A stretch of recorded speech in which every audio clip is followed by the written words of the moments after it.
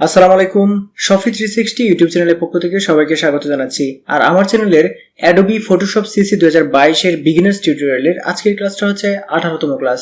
আর আজকের বিষয় হচ্ছে রাস্টার স্মার্ট অবজেক্ট, অর্থাৎ পিক্সেল অর্থাৎ ছবির যে স্মার্ট অবজেক্ট আছে সেই বিষয়টা। তো চলুন কথা না বাড়িয়ে ভিডিও শুরু করা যাক।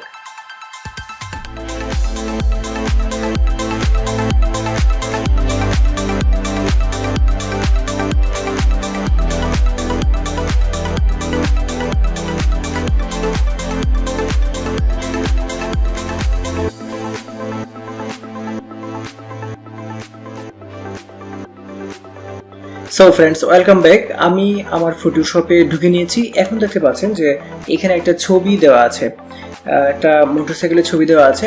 আমরা গত ক্লাসে যেটা শিখেছিলাম সেটা হচ্ছে ভেক্টর স্মার্ট অবজেক্ট, অর্থাৎ ভেক্টর কোনো যদি ইয়ে থেকে থাকে, ডিজাইন বা কোনো ধরনের লোগো হোক, বা সেটা একটা ভিজিটিং কার্ড হোক বা একটা আইডি কার্ড হোক, সেটা যদি ভেক্টর হয় সেটাকে আমরা কিভাবে স্মার্ট অবজেক্টে রূপান্তরিত করে অন্য কোনো একটা অ্যাপসে বা অ্যাপ্লিকেশনে ওপেন করে সেটাকে ব্যবহার করতে পারি। যেমন ইলাস্ট্রেটরে যে কাজটা করা হয় সেই কাজটা আমরা কিভাবে ফটোশপে একদম as it is quality layer এবং সবগুলো সহ আমরা কিভাবে সেখানে ইনপুট দিয়ে কাজ করতে পারি। তো আজকের বিষয় হচ্ছে রাস্টার স্মার্ট অবজেক্ট, অর্থাৎ হচ্ছে রাস্টার হচ্ছে পিক্সেলের উপর ডিপেন্ড করে যে এটা হয় সেটার নাম হচ্ছে রাস্টার। এখন বিষয় হচ্ছে যে এই যে দেখতে পাচ্ছেন ছবিটা আছে, এটা যদি Ctrl+1 চাপ দিই তাহলে কিন্তু সেটার যে 100% ভিউ সেটা কিন্তু এখন দেখতে পাচ্ছেন হচ্ছে। এটা মোটামুটি একটা ভালো কোয়ালিটির ছবি। এটাকে আমরা জুম ইন জুম আউট করতে পারি। অল্টারে চেপে রেখে যদি আমাদের মাউসের যে স্ক্রল বাটনটা আছে এটা সামনের দিকে দিই তাহলে জুম ইন হবে, পিছনের দিকে দিলে জুম আউট হবে। অথবা আপনি যদি Ctrl+Alt+স্পেসে চাপ দেন তাহলে এখানে মাইনাস আসবে। এখন যদি ক্লিক করেন তাহলে জুম আউট হবে, এবং কন্ট্রোল এবং স্পেস বারে যদি চাপ দেন তাহলে কিন্তু সেটা এই যে দেখতে পাচ্ছেন এটা হচ্ছে প্লাস চিহ্নটা আসার পরে যতবার ক্লিক করবেন ততবার এটা জুম ইন হবে। আরেকটা বিষয় হচ্ছে যদি আপনি স্পেস বারে শুধুমাত্র চাপেন তাহলে হ্যান্ড টুল আসবে এবং আপনি ক্লিক করে এটাকে এইভাবে নাড়াতে পারবেন। দেখতে পাচ্ছেন হ্যান্ড টুল যখন আসবে তখন আপনি যারা করতে পারবেন। হ্যান্ড টুলটা কিভাবে আনবেন, স্পেস বারে জাস্ট স্পেস বারে চাপলেই হ্যান্ড টুল আসবে, আর হ্যান্ড টুলটা যখন আসবে তখন ক্লিক করে এভাবে এটাকে নাড়াতে পারেন অবজেক্টটাকে। আর মুভ টুলের সাহায্যে কিন্তু নাড়ানো যায় না, মুভ টুলের সাহায্যে মুভ করা হয়। আর স্পেস বারে চাপলে হ্যান্ড টুলটা আসে, এটা দিয়ে আমরা এভাবে নাড়াতে পারি আমাদের যে অবজেক্ট আছে সেটা। আমাদের যে টুলবার আছে, টুলবারে কিন্তু হ্যান্ড টুল আছে, এই দেখতে পাচ্ছেন হ্যান্ড টুল। এই হ্যান্ড টুলের সাহায্যে কিন্তু আমরা এটাকে নাড়াতে পারি। এখন এই যে ছবিটা আছে, ছবিটাকে আমরা Ctrl+A দিয়ে সিলেক্ট করব, তারপর Ctrl+C দিয়ে কপি করব। কপি করে আমরা যেটা করব, আমাদের অন্য এইটাতে এনে Ctrl+V দিয়ে এটাতে যেটা করব পেস্ট করে দিব। অথবা আমরা যেটা করতে পারি এখানে এটাকে অন্যভাবেও নেওয়া যায়। যেমন এই যে মুভ টুলে থাকাকালীন যখন আপনি এখানে থাকবে তখন ক্লিক করে টান দিয়ে এইভাবে এনে জাস্ট এখানে ছেড়ে দিলেই কিন্তু এটা কপি হবে। এইভাবে কিন্তু আপনারা কপি করতে পারেন। Ctrl+C দিয়ে ভি দিয়েও কপি করতে পারেন, অথবা এইভাবে ড্র্যাগ এন্ড ড্রপ করেও কিন্তু কপি করতে পারেন। এখন এখানে যে কপিটা হলো দেখতে পাচ্ছেন, এই কপিটা আমরা যদি Ctrl+T দিই তাহলে ট্রান্সফর্ম হবে। এই যে দেখতে পাচ্ছেন এরিয়াটা দেখা যাচ্ছে। এখন এটাকে ছোট বড় করা যাবে। তো এইখানে আমরা পেস্ট করলাম। এখন বিষয় হচ্ছে যে এই ছবিটা যদি আমরা এইভাবে ছোট করি, আমাদের যদি প্রয়োজন হয় তাহলে যদি এইভাবে ছোট করি, মানে কোন এতটুকু ছোট করলাম, ছোট করার পর আমরা যদি এন্টারে চাপি তাহলে কিন্তু সেটা এরকম ছোট আকারের হয়ে যাবে। আমাদের যে বড় আকারের ছবিটাতে যে ডিটেলস ছিল, তারপর হচ্ছে যে ছবিটাতে যে কালার বা এটা ছবির মোটামুটি প্রপার্টিটা যেটা ছিল, অনেক বড় একটা প্রপার্টি ছিল, সেই প্রপার্টিটাই কিন্তু এই ছোট ছবি ছোট করে যখন আমরা এন্টার দিব তখন কিন্তু সেই প্রপার্টি ডিটেল সবকিছু কিন্তু ফটোশপ নিচ থেকে বাদ দিয়ে দিবে, দিয়ে এটাকে একটা ছোট ছবি হিসেবে এখানে রেখে দিবে। সেক্ষেত্রে এই ছবিটা যদি আমরা এই ছোট করার পর আবার মুভ টুলে ক্লিক করে যখন ট্রান্সফর্মটা আসবে Ctrl+T দিয়ে, তখন যখন আবার এটাকে টান দিয়ে আমরা বড় করব, দেখুন এটা কিন্তু নষ্ট হয়ে যাচ্ছে। দেখুন আগে কি ছিল আর এখন কি হয়েছে। এই দেখুন এটা হচ্ছে আগের ছবি, এটা হচ্ছে আগের ছবি, আর এইটা হচ্ছে বর্তমানের ছবি, যেটা আমি মাত্র দেখালাম। যে যদি আমরা ছবিটাকে ছোট করে ফেলি, ছোট করার পর যদি ছোট ছবিটাকে বড় করতে যাই তাহলে কিন্তু আমাদের ছবি নষ্ট হয়ে যাবে, পিক্সেলিট হবে, এটার রেজুলেশন নষ্ট হয়ে যাবে। আবার আমরা কিন্তু বড় ছবিকে ছোট করতে পারি, কিন্তু ছোট ছবিকে বড় করতে পারি না। এখন এই ছোট ছবি বা বড় ছবি যেটাই করি না কেন, কোনোটাই যাতে নষ্ট না হয় সেই জন্য কিন্তু আসলে আমাদের রাস্টার স্মার্ট অবজেক্ট এই বিষয়টা শেখা। এই বিষয়টা যদি আমরা শিখে রাখি তাহলে কিন্তু আমাদের ছবি ছোট করি বা বড় করি এটা নষ্ট হবে না। তো চলুন সেই বিষয়টা, আজকের যে ভিডিওর বিষয় সেটা আজকে আমরা প্র্যাকটিক্যালি দেখে নিই। তো আমরা যেটা করব, এটাকে আমরা এখান থেকে এভাবে জাস্ট ড্র্যাগ করে এটাতে এনে যখন এটা ওপেন হবে এখানে ছেড়ে দিলাম, এটা এখানে চলে আসলো। এখন আমরা যেটা করব, এই ছবিটাকে আমরা রাস্টার স্মার্ট অবজেক্টে রূপান্তরিত করব। সেজন্য যেটা করতে হবে, আমাকে এই যে এইখানে দেখতে পাচ্ছেন লেয়ার 1, এইটাই কিন্তু এই ছবিটা কিন্তু লেয়ার 1, এইটাতে আমরা রাইট বাটনে ক্লিক করব। আমরা কিন্তু এইখানে যে আমরা কপি করে আনলাম, আনার পরে কিন্তু এন্টার দিয়ে নেই বা কিচ্ছু করে নেই, কিন্তু জাস্ট এইখানে এনে ছেড়ে দিয়েছি। তারপর এখানে এই লেয়ারের উপর রাইট বাটনে ক্লিক করে এখানে কনভার্ট টু এই যে স্মার্ট অবজেক্ট দেখতে পাচ্ছেন এইটাতে ক্লিক করতে হবে। এটাতে ক্লিক করলে কিন্তু এটা স্মার্ট অবজেক্টে রূপান্তরিত হবে। এবং আপনি দেখতে পাবেন যে এই যে এটা আছে, আমাদের লেয়ার প্যানেলটা আছে, এইখানে লেয়ার প্যানেলে এই লেয়ারের এই কোণাটাতে একটা দেখতে পাচ্ছেন, একটা আইকন দেখতে পাচ্ছেন। আগে কিন্তু এই আইকনটা ছিল না, এখন দেখতে পাচ্ছেন এখনো কিন্তু নাই। যখন রাইট বাটনে ক্লিক করে এখানে কনভার্ট টু স্মার্ট অবজেক্টে ক্লিক করব তখন এই যে দেখতে পাচ্ছেন একটা আইকন তৈরি হয়েছে। এখন আমরা দেখব যে আসল বিষয়টা কি।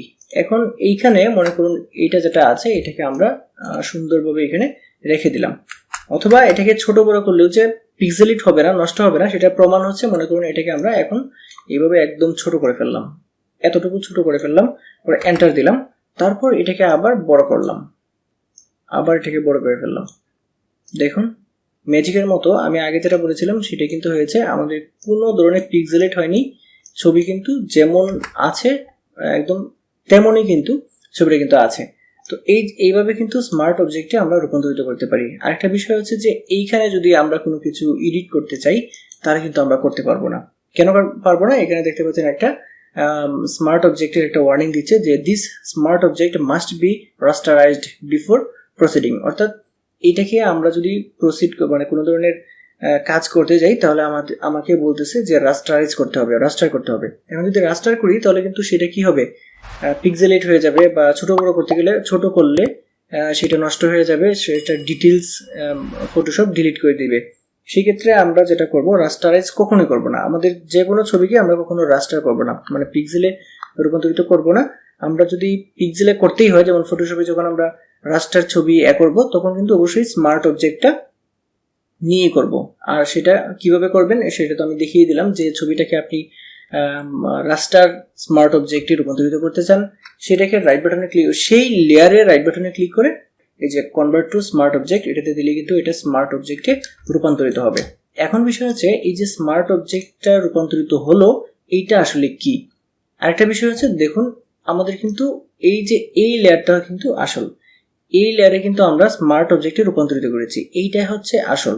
আর বাকি যেগুলো আছে বাকিগুলো কিন্তু আমরা পরবর্তীতে দেখব।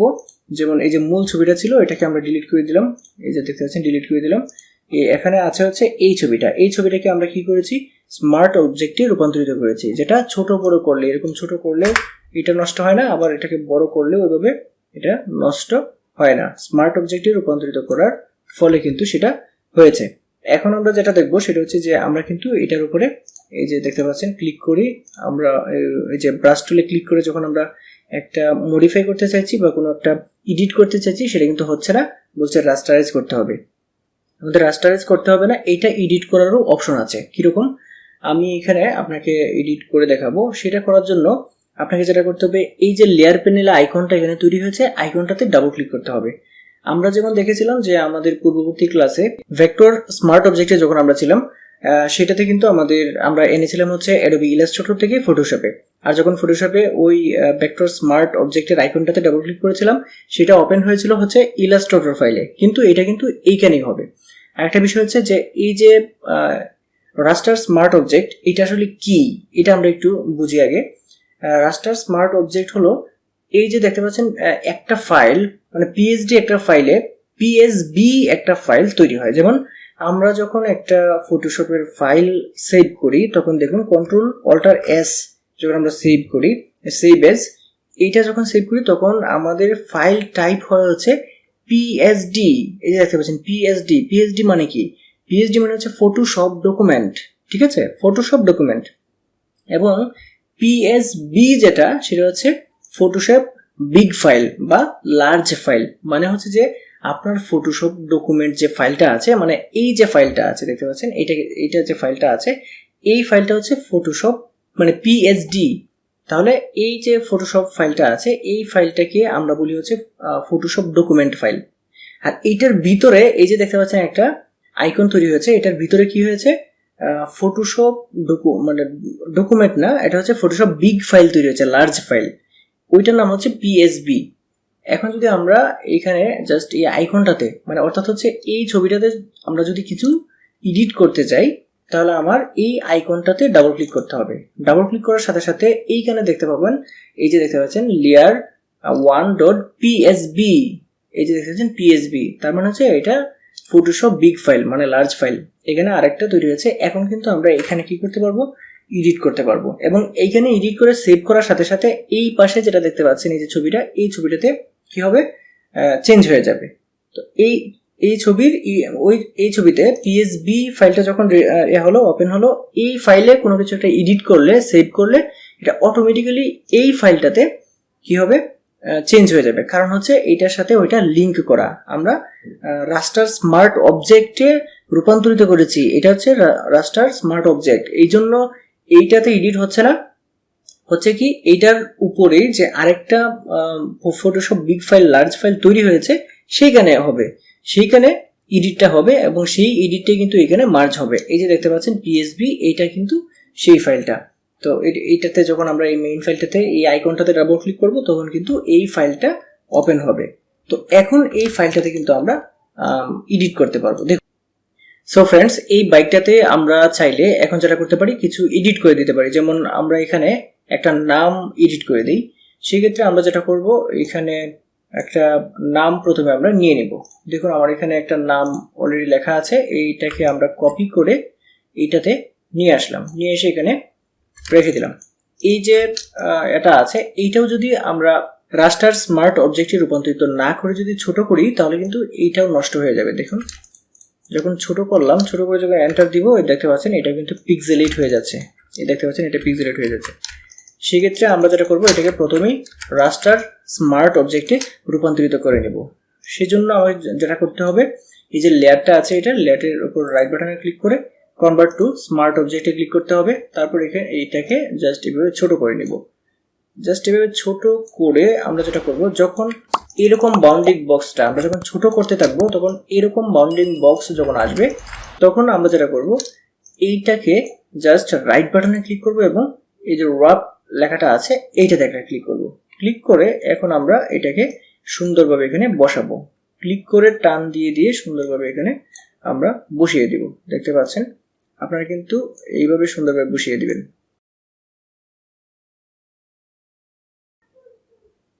জাস্ট এরকম ভাবে সেট করে আবার মুভ টুলে ক্লিক করবেন। ক্লিক করে এটাকে জাস্ট একটু ছোট করে দিবেন।